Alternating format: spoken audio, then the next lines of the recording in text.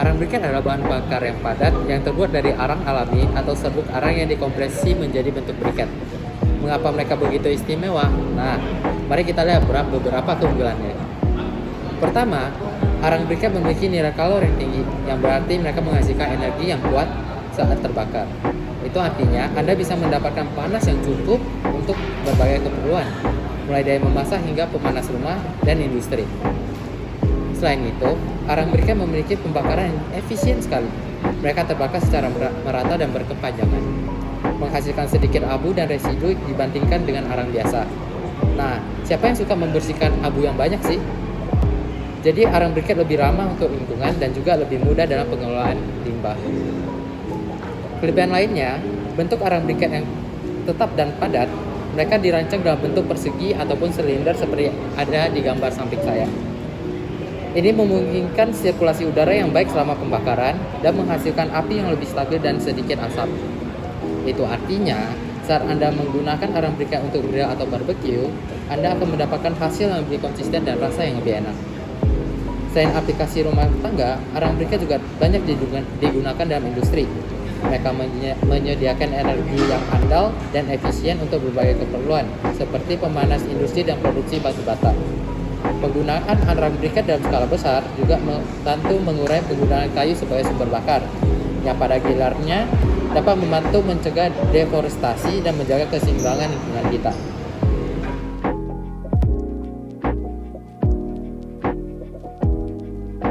Arang briket di Kalimantan Selatan dianggap sebagai yang terbaik karena ada beberapa alasan. Yang pertama itu wilayah Kalimantan Selatan kaya akan sumber daya alam yang berupa batu bara yang berkualitas tinggi. Ini memberikan bahan baku yang terbaik untuk produksi arang briket yang unggul. Selain itu, proses produksi arang briket di Kalimantan Selatan menggunakan teknologi dan metode modern yang menghasilkan produk berkualitas tinggi. Para produsen arang briket di wilayah ini memiliki pengetahuan dan pengalaman yang luas dalam memproduksi arang briket dengan nilai kalori yang tinggi, pembakaran efisien, dan sedikit residu.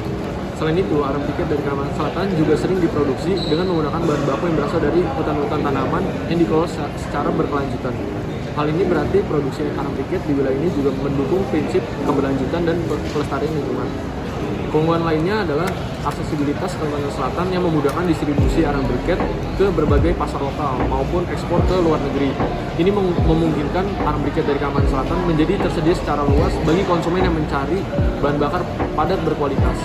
Karena alasan-alasan ini, arang briket dari Kalimantan Selatan dianggap sebagai yang terbaik dalam hal kualitas, nilai kalori, efisien pembakaran, dan dukungan terhadap keberlanjutan lingkungan. Oleh karena itu, hal ini menjadikan pilihan utama bagi banyak konsumen di dalam maupun di luar wilayah tersebut.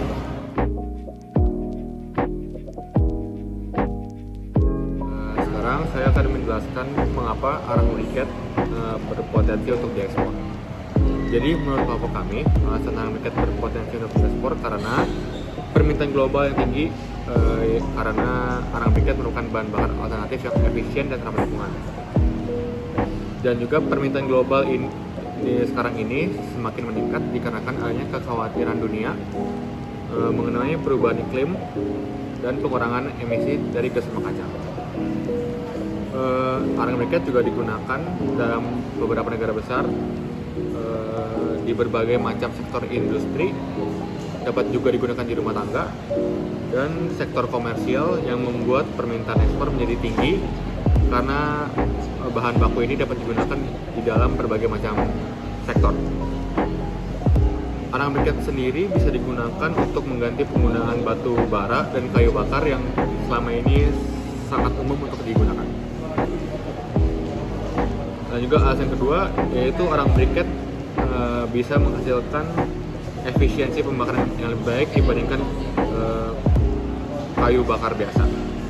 Hal ini membuat pembakaran yang dihasilkan menjadi lebih baik dibanding dengan kayu bakar biasa, sehingga pembakaran yang dihasilkan menjadi lebih konsisten dan limbah yang dihasilkan juga lebih sedikit, sehingga arang briket dianggap sebagai bahan baku yang ramah lingkungan. Dan yang ketiga, arang briket terbuat dari limbah biomasa seperti serbuk kayu, serbuk gergaji, tempurung kelapa, dan juga bahan organik lainnya, sehingga membuat arang briket dianggap sebagai sumber energi yang mudah untuk diperbaharui.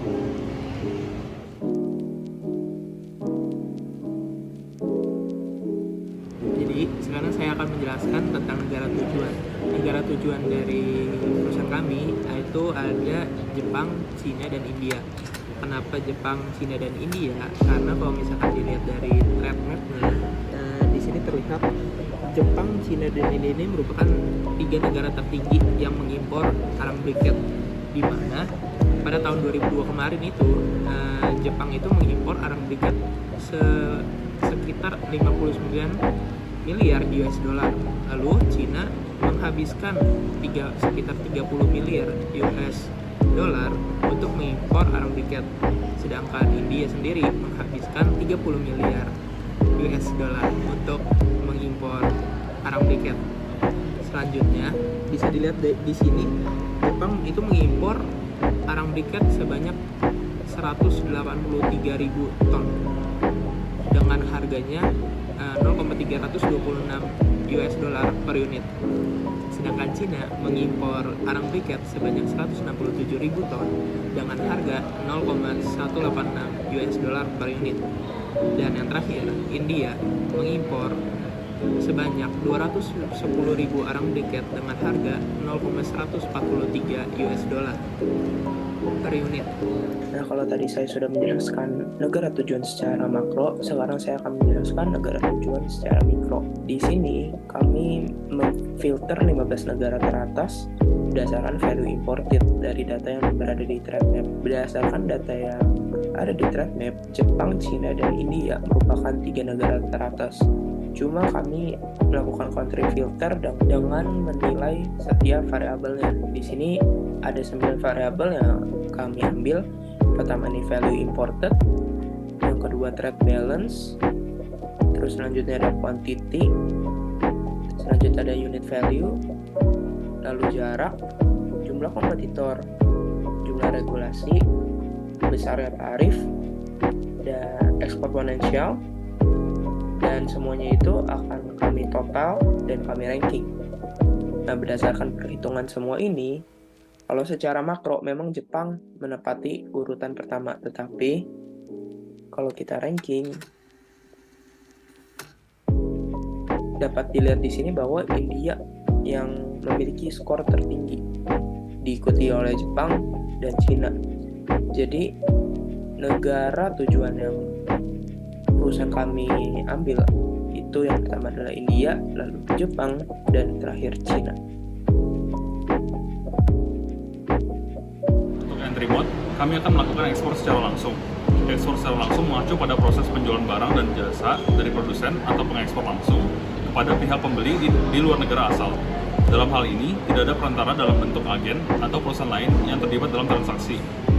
Penetapan pasar ekspor, kami menetapkan tujuan pasar ekspor ke negara India dengan menjual arang briket secara langsung kepada importir arang briket.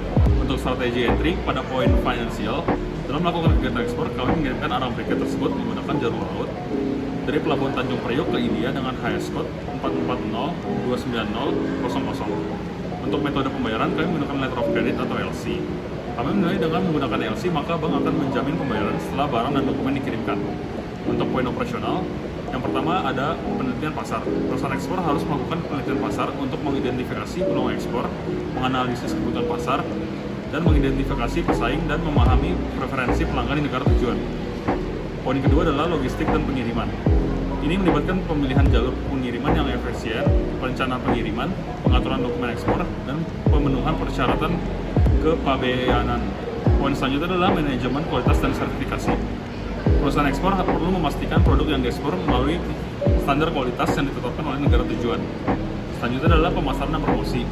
Hal ini melibatkan pengembangan materi pemasaran yang sesuai partisipasi dengan pameran dagang internasional, penyebaran melalui saluran distribusi yang tepat, dan penggunaan media sosial serta platform digital lainnya untuk memperluas jangkauan pasaran.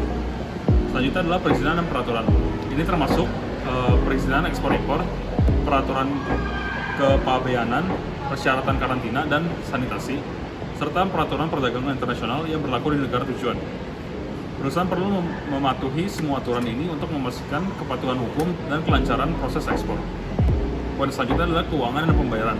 Hal ini melibatkan pengaturan pembayaran dengan pelanggan internasional, pengelolaan resiko mata uang asing, serta pemahaman tentang instrumen pembayaran internasional seperti letter of credit atau metode pembayaran lainnya yang digunakan dalam perdagangan internasional. Dan poin terakhir adalah layanan pelanggan dan dukungan. Ini melibatkan pemenuhan pesanan tepat waktu, penanganan keluhan pelanggan, dukungan teknis, dan komunikasi yang efektif dengan pelanggan untuk membangun hubungan yang baik.